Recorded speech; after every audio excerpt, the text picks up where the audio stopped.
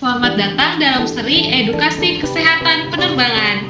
Perkenalkan, saya Ike Nurlindaningrum dan rekan saya Naya Wulan Safitri dari Fakultas Ilmu Kesehatan Universitas Dirgantara Maskal Surya Dharma.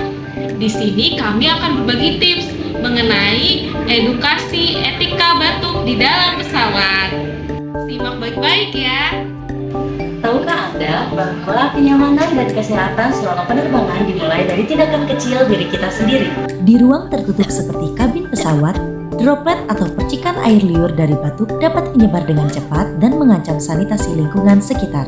Meskipun pesawat modern dilengkapi dengan HEPA filter yang dapat menyaring 99,97%, jarak pendek antar penumpang tetap dapat terjadi sebelum udara disaring. Disinilah pentingnya etika mikroorganisme transmisi droplet batuk. Langkah pertama, selalu tutup mulut dan hidung Anda dengan tisu saat batuk atau bersin. Jika tidak ada tisu, gunakan lengan baju bagian dalam, bukan telapak tangan Anda. Langkah kedua, segera buang tisu bekas ke tempat sampah di lavatory pesawat.